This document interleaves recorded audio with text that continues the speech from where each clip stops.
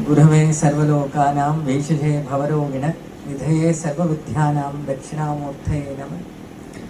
श्रुतिस्मृतिपुराणानाम् आलयः करुणालय नमामि भगवत्पाद शङ्करद्लोकशङ्कर। जटाधर पाण्डुरङ्ग शूलहस्तकृपानिधे सर्वरोगहरं देव दत्तात्रेय गुरुं भजे. 5 ಪಾಯಿಂಟಲ್ಲಿ ಮುಗಿಸ್ತೀನಿ. 10 ನಿಮಿಷದ ಮೇಲೆ ನಾನು ಎಳೆಯಲ್ಲ. ಆಮೇಲೆ ಇಲ್ಲಿಂದ ಹಾಡು ಶುರುವಾಗುತ್ತೆ. ತೂಗಿರೆ ರಂಗನ ತೂಗಿರೆ ಕೃಷ್ಣನ. ನಾವು ಮತ್ತೆ ಫಾರೆಸ್ಟ್ ಆಫೀಸಿಗೆ ಹೋಗಿ ಮತ್ತೆ ಗಿಡ ನೆಡೋ ಪ್ರೋಗ್ರಾಮ್ ಇದೆ. ಬೆಳಗ್ಗೆ ನೆಡಬೇಕಿತ್ತು, ಉರಿ ಬಿಸಿಲಲ್ಲಿ ನೆಡೋ ಪ್ರೋಗ್ರಾಮ್ ಐತಿ. ಹಾಗಾಗಿ ನೋಡಿ, ದೇವಸ್ಥಾನದ ಅಗತ್ಯತೆ ಏನು ಅಂತ ಹೇಳಿಬಿಡ್ತೀವಿ ಅಲ್ವಾ.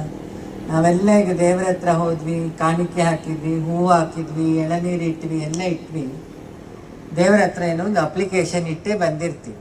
ಒಂದ ಭಯದಿಂದ ನಮಸ್ಕಾರ ಮಾಡಿದ್ರೆ, ಇಲ್ಲ ಆಸೆಯಿಂದ ಮಾಡಿದ್ವಿ. ಅಲ್ಲ ಗುರೂಜಿ ನೀವು ಬಂದ್ರಲ್ಲ, ನಂಗೆ ಪ್ರೋಗ್ರಾಮ್ ಏನು ಅಂತ ಗೊತ್ತಿಲ್ಲ. ನಂಗೆ ಸ್ವಾಮೀಜಿ ಒಂದು 10 ಸಲ ಫೋನ್ ಮಾಡಿದ್ರು. ಕೋಣಂದರು ಪ್ರಕಾಶ 10 ಸಲ ಫೋನ್ ಮಾಡಿ, ನಾ ಇನ್ವಿಟೇಷನ್ ನೋಡಿಲ್ಲ, ಸೀದಾ ಬಂದೆ. ಯಾಕೆ ನಾ ಒಂದು ಮಾತು ಹೇಳಿದೆ ಪ್ರಕಾಶಂಗೆ, ನಂಗೆ ಊರು ಯಾವುದು ಅಂತೆಲ್ಲ ಗೊತ್ತಿಲ್ಲ, ಮ್ಯಾಪ್ ಹಾಕ್ಕೊಂಡಿದ್ದೀನಿ. ನಾನು ನಿಮ್ಮ ಸ್ವಾಮೀಜಿಗಳನ್ನು ಮನೇಲಿ ನೋಡಿದ್ದೆ. ಸ್ವಾರ್ಥನೇ ಇಲ್ಲದೊಬ್ಬ ಸನ್ಯಾಸಿ ಅವರು, ಅವ್ರಿಗೆ ನೋವು ಮಾಡಲಿಕ್ಕಾಗಲ್ಲ, ಬರ್ತೀನಿ. ಹಾಗಾಗಿ ಆ ವ್ಯಕ್ತಿ ಹತ್ರ ನಾನು ಇವತ್ತಿನ ತನಕ ಸ್ವಾರ್ಥ ನೋಡಿಲ್ಲ. ಅವ್ರು ಗುರುಗಳಿದ್ರು, ಅವ್ರು ಮಹಾ ತಪಸ್ವಿಗಳು. ಒಂದು ಲೋಟ ಹಾಡು, ಒಂದಿಷ್ಟು ನೆನೆಸಿದ ಕಾಳು ತಿನ್ಕೊಂಡು, ಈಗಿನ ಕಾಲದಲ್ಲಿ ಹಾಗೆಲ್ಲ ಅನುಷ್ಠಾನ ಮಾಡೋರು ಕಷ್ಟ. ಹಾಗಿದ್ದ ಗುರುಗಳ ಹತ್ರ ಇದ್ದವರು ಅವರು. ಒಂದು ಲಾಭ ನನಗೇನು ಅಂದರೆ, ಇವತ್ತು ಮೂಕಪ್ಪಜ್ಜನ ಬಗ್ಗೆ ಕೇಳಿದ್ದು, ನಂದೀಶ್ವರನ ದರ್ಶನ ಆಗುವಾಗೆ ನೀವೆಲ್ಲ ಸೇರಿ ಮಾಡಿದ್ವಿ. ಅದಕ್ಕೆ ಇನ್ನೊಂದು ನಮಸ್ಕಾರ ನಿಮ್ಮ ಊರವರಿಗೆ. ಯಾಕೆ ಇಡೀ ಅದ್ವೈತ ನಿಂತಿರೋದು ಗೋವು ಅಂದರೆ ಗಾಯತ್ರಿ. ಗಾಯತ್ರಿಯಲ್ಲಿ 3 ಅಳಿಸಿದ್ರೆ ನುಳಿತು. ಗಾಯ್ ಅಂದರೆ ಹಿಂದಿಲಿ ಹಸು ಅಂತ. ಆ ಗೋವು ವೇದ ಮಾತೆ, ನಂದಿ ಅಂದರೆ ವೇದ ಮಾತೆ. ಆ ನಂದಿ 4 ಪಾದ 4 ವೇದಗಳು. ಅದರ ಬಾಲದಲ್ಲಿ ಸರ್ಪಾದಿ ದೇವತೆಗಳಿರ್ತಾರೆ, 2 ಕಣ್ಣಲ್ಲಿ ಸೂರ್ಯಚಂದ್ರಾದಿ ದೇವತೆಗಳಿರ್ತಾರೆ. ಇಡೀ ದೇಹ ಜ್ಞಾನದಿಂದನೇ ತುಂಬಿರುತ್ತೆ. ಅದಕ್ಕೆ ಆ ನಂದಿ ಮೇಲೆ ಶಿವ ಕೂತ್ಕೊಳ್ತಾನೆ. ಅದಕ್ಕೆ ಧರ್ಮಸ್ಥಳ, ಅದೇ ಧರ್ಮ.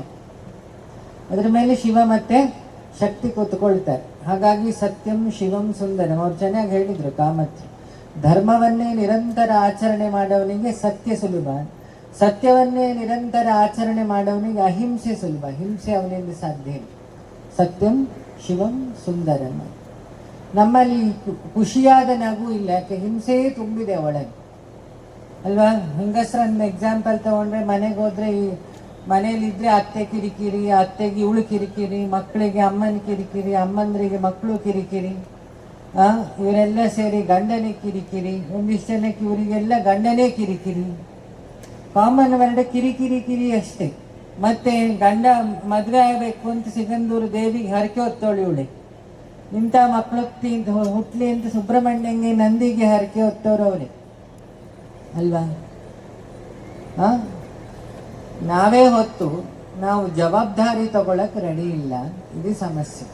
ನಂದೀಶ್ವರನ ಹತ್ರ ಹೋಗಿ ಗಾಡಿ ಕೇಳ್ತೀವಿ, ಮನೆ ಕೇಳ್ತೀವಿ, ಬಾಡಿಗೆ ಇನ್ಶೂರೆನ್ಸು ಕೇಳ್ತೀವಿ. ಆದರೆ ನಂದೀಶ್ವರನ ಹತ್ರ ಹೋಗಿ ನನಗೆ ಒಳ್ಳೆ ಭಕ್ತಿ ಕೊಡು, ನೀನು ಕೊಟ್ಟಿದ್ದನ್ನು ಕಾಪಾಡ್ಕೊಳ್ಳೋ ಹೋಗೋ ಪ್ರಜ್ಞೆ ಕೊಡು ಅಂತ ಇವತ್ತಿನ ತನಕ ನೀವು ಯಾರು ಕೇಳ್ದಂಗೆ ಬಂದಿಲ್ಲ. ಸೊ ಹಾಗಾಗಿ ಅದನ್ನು ಕೇಳಲಿ ಅಂತ ದೇವರ ಹತ್ರ ನನ್ನ ಪ್ರಾರ್ಥನೆ. ಯಾಕೆ ನೀವು ತಪ್ಪು ಅಂತಲ್ಲ, ಬರೀ 1ನೇ ಕ್ಲಾಸಲ್ಲೇ ಇರಬೇಡಿ. 1 ಹೆಜ್ಜೆ ಮುಂದೆ ಹೋಗಿ 2ನೇ ಕ್ಲಾಸಿಗೆ ಬನ್ನಿ ಅಲ್ವಾ. 1ನೇ ಕ್ಲಾಸಲ್ಲೇ 10 ವರ್ಷ ಇದ್ರೆ ಅವನನ್ನು ಫೇಲ್ ಆದ ಹುಡುಗ ಅಂತ.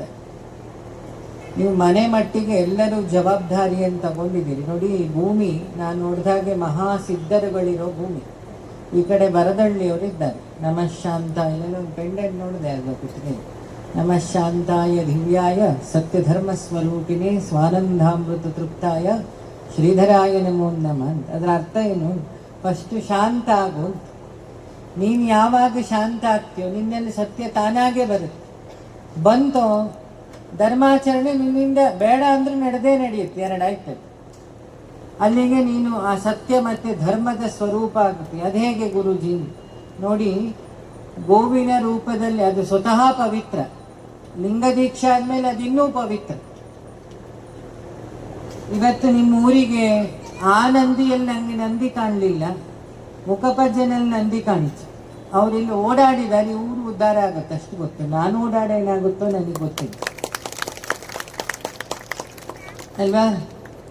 ನಮ್ಮೆಲ್ಲರ ಹತ್ರನೂ ಮನುಷ್ಯನನ್ನು ಅಲ್ಲಾಡಿಸೋ 3 ವಸ್ತು ಇದೆ. ಒಂದು ಹಣ, ಇನ್ನೊಂದು ಹೆಸರು ಕೀರ್ತಿ, ಇನ್ನೊಂದು ಐಡೆಂಟಿಫಿಕೇಶನ್ ಅಲ್ವಾ. ಈ ಬ್ಯಾನರ್ ಹಾಕ್ಲಿಲ್ವಾ ಅಂತ ಯಾರೋ ಕೇಳ್ತಿರ್ತಾರೆ. ನಾನು ಹೇಳಿದ್ವಿ, ಟುಡೇ ಬ್ಯಾನರ್, ಟುಮಾರೋ ಅದ್ರ ಮೇಲೆ ಹಸು ಸಗಣಿ ಇರುತ್ತೆ, ಇಲ್ಲ ಅದು ಗಾಳಿ ಚರಂಡಿ ಇರುತ್ತೆ. ನಾವು ಈ ಭೂಮಿಯಿಂದ ಗಾಳಿ, ನೀರು ಎಲ್ಲವನ್ನೂ ಪಡೆದಿದ್ದೀವಿ.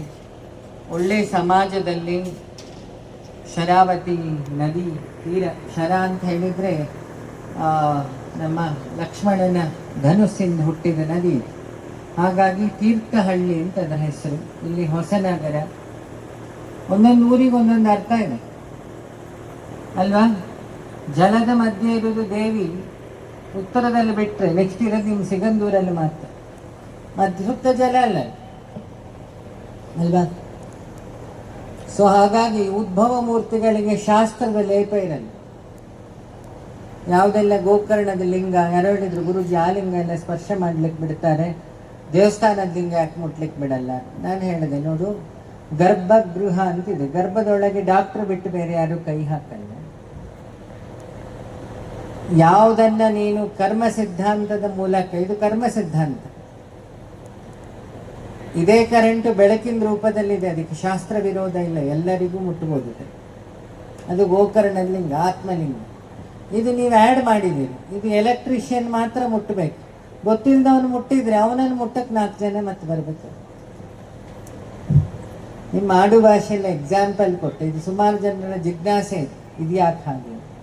ಅದಕ್ಕೆ ಯಾವ ಪ್ರತಿಷ್ಠೆ ಆಗಬೇಕಾದ್ರೆ ಫಸ್ಟ್ ನೋಡಿ, ತಪೋ ಪ್ರತಿಷ್ಠೆಯ, ದೇವ ಪ್ರತಿಷ್ಠೆಯ, ಋಷಿ ಪ್ರತಿಷ್ಠೆಯ, ಕರ್ಮ ಪ್ರತಿಷ್ಠೆಯ ಅಂತ ಈ 4 ಕ್ರಮ ನೋಡಿಬಿಟ್ಟು ಆಯುರ್ವೇದನೋ ಅಲೋಪತಿಯೋ ಓಟಿಯ ಅಥವಾ ನ್ಯಾಚುರೋಪತಿ ನೋಡಿ ಮೆಡಿಸಿನ್ ಮಾಡೋದು ಸುಲಭ.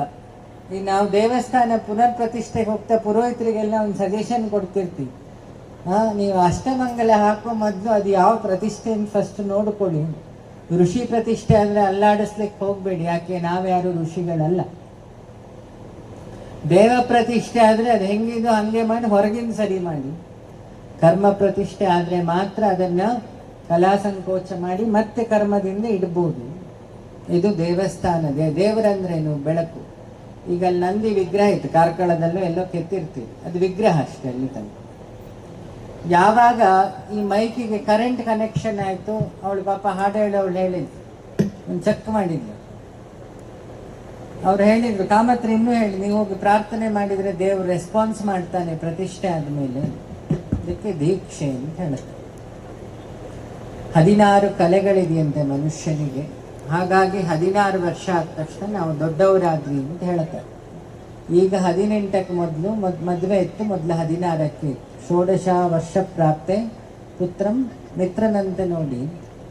ಆ 16 ಕಲೆ ಕೃಷ್ಣನ 16,000 ಗೋಪಿಕೆಯರು ಅಂತ ಹೇಳ್ತೀವಿ, ಷೋಡಶ ಕಲೆಗಳು. ಆ ಷೋಡಶ ಕಲೆಗಳನ್ನು ಆವಾಹನೆ ಮಾಡ್ತಾರೆ ಆ ವಿಗ್ರಹಕ್ಕೆ. ಅಲ್ಲಿ ಹೋಮ ಮಾಡಿದ್ದಾರಲ್ಲ, ಸುಮ್ಮನೆ ದೇವರಿಗೆ ಚಳಿ ಕಾಯಿಸ್ಕೊಳ್ಳಕ್ಕೆ ಹಾಕಿದ್ದಾರೆ. ಆ ಹೋಮ ಮಾಡಿದಾಗ ಆ ಪಾದವನ್ನು ಕುಂಡಕ್ಕೆ ತಾಗಿಸ್ಬಾರ್ದು, ಯಾಕೆ ಅಗ್ನಿ ಇನ್ನೂ ಆರ್ಲಿಲ್ಲ. ಪಂಚಭೂತಗಳಲ್ಲಿ ಅತಿ ಪವಿತ್ರ ಆದವನು ಶಿವನ 3ನೇ ಕಣ್ಣು ಯಾವುದು ಅಂದರೆ ಅಗ್ನಿ ನೇತ್ರ ಅಂತ. ನಿಮ್ಮ ಹಣೆ ಬಿಸಿ ಆಗುತ್ತಲ್ಲ ಮುಟ್ಟಿದ್ರೆ, ಈ ನೇತ್ರ ಇರೋ ಜಾಗ. ಇದು ಸೂರ್ಯ ನೇತ್ರ, ಚಂದ್ರ ನೇತ್ರ, ಇದು ಅಗ್ನಿ ನೇತ್ರ. ಅದಕ್ಕೆ ಬಿಲ್ಪತ್ರೆ. ಶಿವನಿಗೆ ಆ ಬಿಲ್ಪತ್ರೆ ಅಂದರೆ 3 ಕಣ್ಣಿಂದ ಮುಖಂಡನ್ನು ಪೂಜೆ ಮಾಡೋದು. ಆ ನೇತ್ರ ಉರಿತಾ ಇದ್ದಾಗ ಅದನ್ನು ಮೈಲಿಗೆ ಆಗಿದ್ದಾಗ ನೋಡಿಕೊಳ್ಬೇಕು ಅಂತ, ಯಾಕೆ ಅದಕ್ಕೆ ಅಗ್ನಿ ಸಂಸ್ಕಾರ ಅಂತ ಮಾಡಿರ್ತಾರೆ. ಅದಕ್ಕೆ ಆ 3 ಕುಂಡ ಇರುತ್ತೆ, ನಮ್ಮ ಶರೀರದ 3 ದೇಹದ ಸಂಕೇತ ಅಲ್ವಾ. ಈ ರಂಗೋಲಿ ಅನ್ನೋದು ಸೂರ್ಯನ ಆರಾಧನೆ, ಸೂರ್ಯನಿಗೆ ಸಂಬಂಧಪಟ್ಟ ಆರಾಧನೆ. ನಾರ್ಮಲಿ ಅಕ್ಕಿ ಹಿಟ್ಟಲ್ಲಿ ಹಾಕ್ತಿದ್ರು ಹಿಂದಿನವರು. ಆ ಅಕ್ಕಿ ಹಿಟ್ಟು ಮನೇಲಿ ಯಾರ್ಯಾರು ಹೊಟ್ಟೆ ಕಿಚ್ಚಲ್ಲಿ ಬಂದರು ಅಂತ ಇಟ್ಕೊಳ್ಳಿ, ಫುಲ್ ಆವಾಜ್ ಹಾಕಬೇಕು ಹಂಗೆ ಹಿಂಗೆ ಅಂತೇಳಿ. ಸಾಲ ಮಾಡಿದವರೆಲ್ಲ ನಾಳೆಯಿಂದ ರಂಗೋಲಿ ಹಾಕ್ತಾ ಕೊಡಬೇಡಿ ಹೇಳಿ. ಹಿಂದಿನವರ ಕಲ್ಪನೆ ಏನು, ಗೋಮಯ ಹಚ್ತಿದ್ರು. ಗೋವು ಅಂದರೆ ಲಕ್ಷ್ಮಿ, ನಮ್ಮ ಮನೆ ಬಾಗ್ಲಲ್ಲಿ ಯಾವತ್ತೂ ದಾರಿದ್ರ್ಯ ಬರೆದಿರ್ಲಿ ಅಲ್ವಾ. ಆಮೇಲೆ ಅದ್ರ ಮೇಲೆ ಅಕ್ಕಿ ಹಿಟ್ಟಲ್ಲಿ ರಂಗೋಲಿ ಹಾಕ್ತಿದ್ರು, ಸೂರ್ಯನ ಬೆಳಕು ಅದಕ್ಕೆ ಬೀಳ್ತಿತ್ತು. ಆ ಅಕ್ಕಿ ಹಿಟ್ಟನ್ನು ಸಂಜೆ ಎಷ್ಟೋ ಇರುವೆಗಳು ತಿಂತಿತ್ತು, ಆ ಮನೆ ದಾರಿದ್ರ್ಯ ಹೋಗ್ತಿತ್ತು. ಯಾಕೆ? ದಾನದಲ್ಲಿ ದೊಡ್ಡ ದಾನ ಯಾವ್ದು ಹೇಳಿ? ಅನ್ನದಾನ. ಚಿನ್ನ ಕೊಟ್ರೆ ಎಷ್ಟೋ ಚಿನ್ನದ ರೇಟ್ ಜಾಸ್ತಿ ಆಯ್ತು. ಎಷ್ಟಂಗೆ ಶ್ರೀಸಲಿ ಚಿನ್ನ ತಗೊಳ್ಳೋದು ಬಿಟ್ರೆ ದೇವರನ್ನೇ ಬಿಟ್ಟಂಗಿದೆ. ಪ್ರಾಣ ಬಿಡ್ತೀವಿ ಬಿಟ್ರೆ ಒಂದು ಮುಕ್ತಿ ಯಾರು ಬೇಕು ಅಂತ ಅಲ್ವಾ. ಈ ಕಡೆ ಗಂಡು ಮಕ್ಕಳ ತವರು, ಎಂತ ಕೊರೋನಾ ಬಂದ್ರು ಬಾರಿಗೆ ಹೋಗೋರು ಯಾರು ಬಿಟ್ಟಿದ್ದಾರೆ ಅಲ್ವಾ. ಯಾಕೆ? ನಾವು ದೇವರನ್ನು ಬಿಟ್ವಿ, ಈಗ ಶುರು ಮಾಡಿದ್ವಿ ರಾಗ. ಎಷ್ಟೋ ದೇಶ ಬಿಟ್ಟಿತ್ತು. ನಾನು ಈಜಿಪ್ಟಿಗೆ ಹೋದಾಗ 8 ವರ್ಷದ ಹಿಂದೆ ಹೇಳ್ದೆ, ಗೋಹತ್ಯೆ ಮಾಡಿದ್ರೆ ಏನಾಗುತ್ತೆ, ನಾವೆಲ್ಲ ಗೋಮಾಂಸ ತಿಂತಾ ಇದ್ದೀವಲ್ಲ. ನಾವು ಅವನಿಗೆ ಇಂಗ್ಲೀಷಲ್ಲಿ ಹೇಳ್ತೀವಿ, after 8 years I will answer ಅಂತ. ಸುಮ್ಮನೆ ಆ ದೇಶ ಲೆಕ್ಕ ಹಾಕಿ, ಅಲ್ಲೆಲ್ಲ ಗೋಮಾಂಸವನ್ನು ಕಡ್ದು ಹಾಕಿದ ಜಾಗ. ಅಲ್ಲಿ ಸ್ತ್ರೀಯರಿಗೆ ಬೆಲೆ ಇರಲಿಲ್ಲ, ಗೋವಿಗೆ ಬೆಲೆ ಇರಲಿಲ್ಲ, ಯತಿಗಳಿಗೆ ಬೆಲೆ ಇರಲಿಲ್ಲ, ಸಂಸ್ಕಾರ ಅನ್ನೋದು 10 ಪೈಸದೇನೂ ಇರಲಿಲ್ಲ. ಆ ದೇಶ ಎಲ್ಲ ಇವತ್ತು ಬರೀ ಭೋಗ. ಭೋಗ ಅಂದ್ರೇನು? ಪಾರ್ಟಿ ಮಾಡು, ತಿರುಗಾಡು, ರೊಮ್ಯಾನ್ಸ್ ಮಾಡು, ಊಟ ಹೊಡಿ, ಫೋಟೋ ತೆಗೆಸ್ಕೊ, 4 ಜನಕ್ಕೆ ಫೋಟೋ ಹಾಕಿ ಉರ್ಸು, ಇನ್ಸ್ಟಾಗ್ರಾಮ್ ಅಂತ. ದೇವರು ಒಂದು ಇನ್ಸ್ಟಾಗ್ರಾಮಲ್ಲಿ ಒಂದು ಇವರೇ ಬರೀ ರೀಲ್ಸ್ ಬಿಟ್ರೆ ಹೇಗೆ, ನಾನೊಂದು ರಿಯಲ್ ಕಳಿಸ್ತೀನಿ ಅಂತ ಕಳಿಸಿದ್ದೆ. ಈಗ ಈಚೆ ಹಾರಂಗೂ ಇಲ್ಲ, ಆಚೆ ಹಾರಂಗೂ ಇಲ್ಲ, ಆ ಪರಿಸ್ಥಿತಿ ಬಿದ್ದ ಅಲ್ವಾ.